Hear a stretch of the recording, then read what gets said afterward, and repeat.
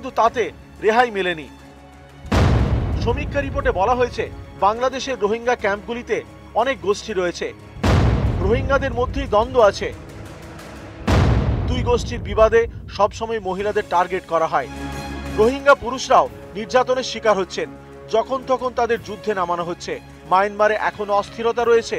বাংলাদেশ সীমান্তের বিস্তীর্ণ এলাকা আরাকান আর্মির দখলে।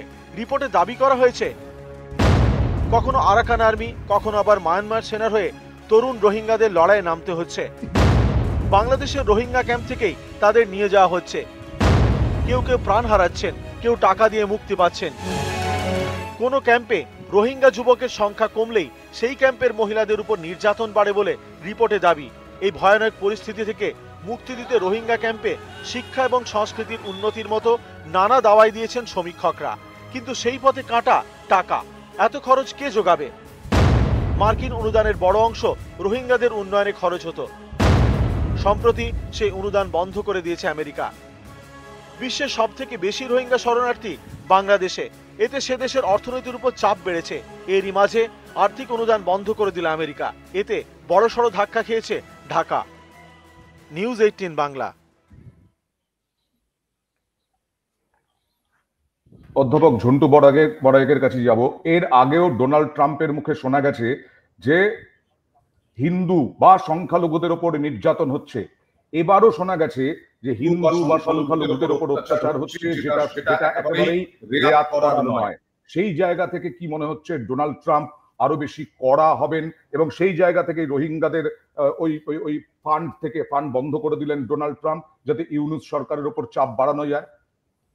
না দেখুন অয়নবাবু, এটা আমাকে বলছেন প্রশ্নটা? হ্যাঁ, দেখুন, ভোটের ঠিক প্রাক মুহূর্তে সম্ভবত 2রা নভেম্বর তিনি যখন এই স্টেটমেন্টটা দিলেন, হিন্দু সংখ্যালঘু নির্যাতন হয়েছে, হিলারি সেই সময় যে বাইডেন প্রশাসন কার্যত নির্বাক দর্শক হিন্দুদের নিয়ে, এটা আমার মনে হয় তার পলিটিক্যাল একটা স্টেটমেন্ট ছিল।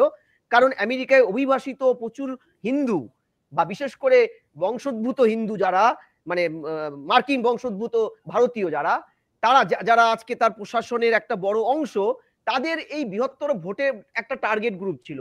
কার্যত ট্রাম্প বাংলাদেশ প্রসঙ্গে কি অ্যাক্টিভ পদক্ষেপ নেবেন সেটা পুরোপুরি নির্ভর করে বাংলাদেশের আভ্যন্তরীণ প্রশাসন বা সরকার চীনের প্রতি বা এই এতদ অঞ্চলের জিও পলিটিক্সের প্রতি, বা ঘুরিয়ে বললে মার্কিন স্বার্থ সমন্বিত পুঁজিবাদী গোষ্ঠীর প্রতি কতটা সদয়।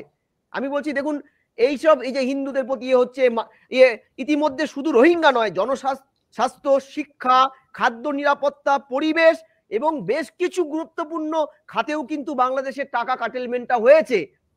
আমি বলছি এই জাস্ট এগুলো কিন্তু একটা প্রেসার পার্ট, যে চীন সম্পর্কে তোমার কি, কারণ ইতিমধ্যে কিন্তু চীন বাংলাদেশের নতুন প্রশাসন কিন্তু চীন আর আমেরিকার সাথেও একটা, চীন পাকিস্তানের সাথে একটা নেক্সাস গড়ে তুলতে চাইছে। এটাও কিন্তু ভালো চোখে মার্কিন প্রশাসন দেখছে না। দেখুন, মার্কিন পদে ট্রাম্প বসুন বা বাইডেন বসুন, হয়তো তফাৎটা যৎসামান্য এদিক সেদিক হতে পারে, কিন্তু তাদের দেশের ইন্টারেস্ট, তাদের দেশের পুঁজিবাদী পার্টনার একদম প্রাইম। তারা নিজেদেরটাই বুঝবে, কিন্তু তাতে ভারতকে কি প্রয়োজন নয়? আমি সুমনদার কাছে যাব যে মোদি আগামী ফেব্রুয়ারি মাসে আমেরিকা যাচ্ছেন। মোদির সঙ্গে কথা হয়েছে, ট্রাম্পও জানিয়েছেন যে মোদি ফেব্রুয়ারিতে আমেরিকা আসছে। মোদির পক্ষ থেকেও জানানো হয়েছে প্রধানমন্ত্রীর দপ্তর থেকে যে ফেব্রুয়ারিতে যাওয়ার প্রবল সম্ভাবনা। এতে এইটা কি কোনো বার্তা বহন করে বাংলাদেশের জন্য? দেখুন, মানে আমরা যে দিক থেকে রাজনীতির দেখি, নরেন্দ্র মোদীর সঙ্গে ডোনাল্ড ট্রাম্পের একটা ব্যক্তিগত সখ্য রয়েছে। সেই সখ্যের জন্য তিনি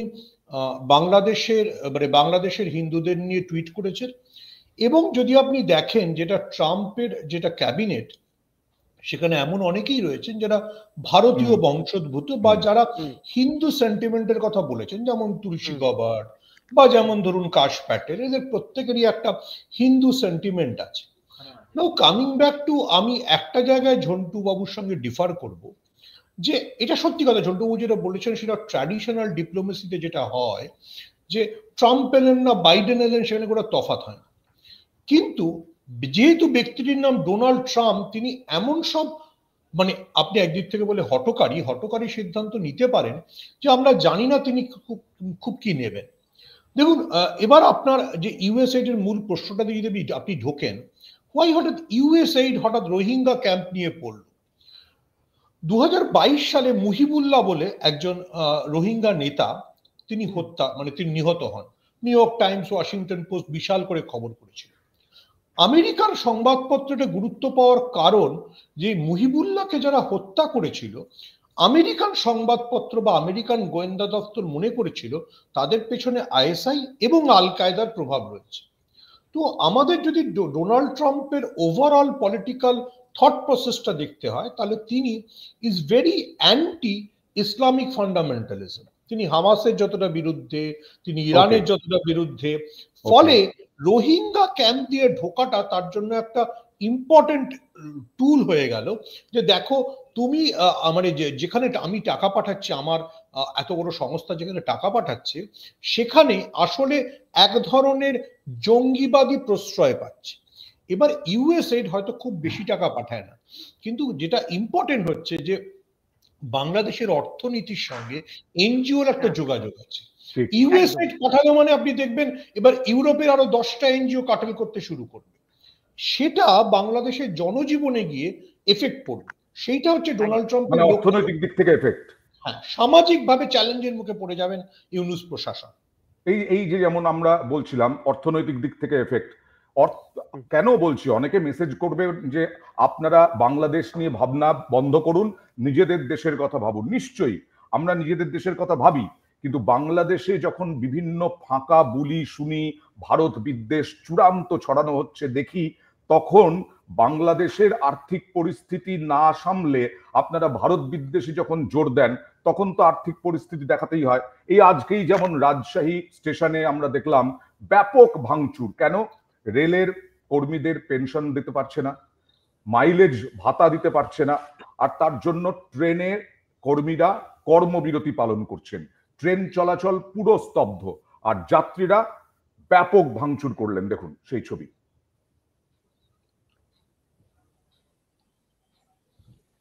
60 বছর ধরে এটা যৌক্তিকতা আছে বিধায় আসলো, বিগত ফ্যাসিস্ট সরকার সেটাকে যেভাবে গৃহীত করেছিল তার প্রতিবাদে দীর্ঘদিন ধরে আলোচনা চলছে। আপনারা জানেন, যদি দাবি না মানা হয় ততক্ষণ পর্যন্ত আমাদের আন্দোলন চলবে। আমরা এখনো পর্যন্ত ওরকম কোনো আশ্বাস পাই নাই। আমরা দাবি আদায় হলে আমরা এখানে কেন থাকবো? আমরা ব্যাগ অ্যান্ড ব্যাগেজ গুছিয়ে বাসার থেকে বেরিয়েছি যে আমাদের আন্দোলন সমাপ্তি হবে, সাথে সাথে আমরা গাড়িতে চলে যাব, কারণ আমাদের সাথে জনগণ সম্পৃক্ত ও অপ্রত্যক্ষভাবে জড়িত। আমরা চাই না তাদেরকে এই সাফারিংটা আর বাড়ানো, দীর্ঘায়িত হোক। ছিল তাদের কিছু কর্মচারীদের, আমরা বেশ কয়েকদিন আগে আমাদের তাদের যৌক্তিক যে সেগুলো আমরা দিয়েছি। তারপরে তারা কেন করেছে এটা তাদের ব্যাপার। কারণ হয় কি, প্রত্যেকেরই দাবি দেওয়া, একাধিক দাবি দেওয়া থাকে, তাই না? তারা বলেছে এই দিতে হবে, ওভারটাইম অ্যালাউন্স দিতে হবে, পেনশন। আমরা যতটুকু আমাদের সম্পদের সেটা আমরা বলেছি, অন্যরা সংস্থা আমরা যেভাবে দিচ্ছি আমরা দিয়েছি। এতে মোটামুটি আমার মনে হয় এটা যুক্তি ছিল এবং আমরা দিয়েছি সুবিধা।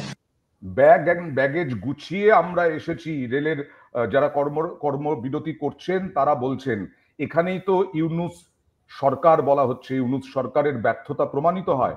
ঝন্টু বড়াইক। না, একদম। আপনি খেয়াল করে দেখবেন, হাসিনা যখন লাস্ট সরকারে ছিলেন, ইকোনমিক অ্যাসপেক্ট গুলো বহু ক্ষেত্রে কিন্তু তারা অন্তত হিসাব বলছিল ভারতের থেকেও বেশ কিছু জায়গায় অর্থনৈতিক দিক থেকে বেশ কিছু পরিসংখ্যানে এগিয়ে ছিল বাংলাদেশের আভ্যন্তরীণ। এবং 82% যে রেশম বয়ম শিল্পের, তারা যেটাকে বলে বস্ত্র শিল্পের থেকে যাদের জাতীয় আয়ের আর্নিং পার্টটা আসতো, আজ গতকালই কোনো একটা ইয়েতে দেখলাম, গ্লোবাল বিজনেস ইন্ডেক্সে দেখা যাচ্ছে বাংলাদেশ 4.1 মানে পার্সেন্টেজে জিডিপিতে ক্ষয় করেছে জাস্ট 3 মাসের 4 মাসের অচল অবস্থায়।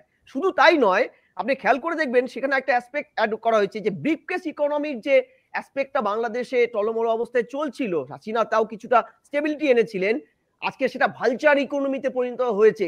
শুধু তাই নয়, এই যে সেনাপ্রধান, এই যে মৌলবাদী পার্টগুলো যেটা ইউনিস যাদের পিঠে চড়ে বসে পড়েছে, তারা যে কার্যত এই অচলাবস্থা তৈরি করে চীন বা আমেরিকার থেকে জং পড়া অস্ত্র কিনে নিয়ে তাদের কাটমানির অংশ দিয়ে ইউরোপের বিভিন্ন দেশে কলোনি তৈরি করে, যেটা পাকিস্তান এবং বাংলাদেশের সেনাপ্রধানদের সম্পর্কে এটা পরিষ্কার বলা হয় যে ওদের রাষ্ট্রপ্রধানের থেকে সেনার আধিকারিকরা বড় লোক বেশি, কারণ এই ইকোনমির পার্টটা ওরা কাটমানি ব্ল্যাক মানি তুলে নিয়ে যায়। তারা যে এই অচলাবস্থার সুযোগ একদম নিয়ে পাকিস্তানের ক্ষেত্রেও দেখলাম একটা রিপোর্টে যে একদম, পাকিস্তানের সেনাবাহিনীর সদস্যরা বিরাট বিরাট টাকা এটা উপার্জন বিশাল, করে। এটা বাংলাদেশেও তাই, যে বাংলাদেশের প্রাক্তন সেনাকর্তা শরীর দুলিয়ে দুলিয়ে কেঁপে কেঁপে বলছিল কলকাতা 4 দিনে দখল করবে, তিনি একটা স্টেটমেন্ট দিয়েছিলেন আমার লন্ডনে বাড়ি আছে। আপনি খেয়াল করে দেখবেন এরা চাইছে অচলাবস্থা তৈরি হোক, ফলে ইউনিস পড়ে গেছে এমন একটা সাংঘাতিক সংকটে। ওদিকে খেয়াল করে দেখবেন এই যে আরাকান আর্মি মুভ করে গেছে, আরাকান আর্মি মুভ করার ফলে মাংদো এলাকাটা যখন দখল হয়েছে, সেখানে খেরবাদী যে বুদ্ধ ধর্মাবলম্বী যারা এতদিন রোহিঙ্গাদের দ্বারা নির্যাতিত হচ্ছিল, পাল্টা কাউন্টার অ্যাটাকে কিন্তু 7 লক্ষের কাছাকাছি রোহিঙ্গা পুশ করে আবার চিটাগাঁওয়ের দিকে নেমে আসছে। অর্থাৎ বাংলাদেশে 10 লক্ষ প্লাস 7 লক্ষ, এই 17 লক্ষের বাড়তি চাপ, ফান্ডিং বন্ধ, একাধিক খাদে কাটেলমেন্ট, সুমনবাবু বললেন এনজিওর কোমরগুলো পর্যন্ত ভেঙে দেওয়া হচ্ছে, তাতে ভয়ানক একটা গৃহযুদ্ধের দিকে না এগোয় সেটা একটা আশঙ্কা করা হচ্ছে। কারণ তাহলে কিন্তু এই যে মধ্য এশিয়ার এই অংশটা, ভারতের প্রতিবেশীর বাড়িতে আগুন লাগলে আমরা তো সুরক্ষিত থাকতে পারি না, ফলে এই যে ভয়ানক একটা জায়গা, আমরা সেটা নিয়ে কিন্তু দুশ্চিন্তায় ভুগছি। কারণ খুব দ্রুত নির্বাচনের কোনো সম্ভাবনা দেখছো? দেখুন, যতক্ষণ না ইউনূস নিজে শিওর হবেন যে উনি যে ছাত্রদের দিয়ে যে দল তৈরি করছেন সেই দল ক্ষমতায় আসতে পারে, ততক্ষণ নির্বাচনে যেতে চাইবেন না। এটা নিয়ে ইউনূস তার মানে একদম পলিটিক্যাল নিয়ে চলছেন, একদম অ্যাম্বিশন নিয়ে চলছেন। উনি পলিটিক্যাল অ্যাম্বিশন না নিয়ে চললে, উনি যে বয়সে বাংলাদেশের কুর্সিতে বসেছেন সেই বয়স জড়িত কারণে সেই সময় ওনার মদতদাতা বিডেন মার্কিন প্রেসিডেন্টের রেস ছেড়ে বেরিয়ে গেছে, দুজনেরই বয়স তো 83।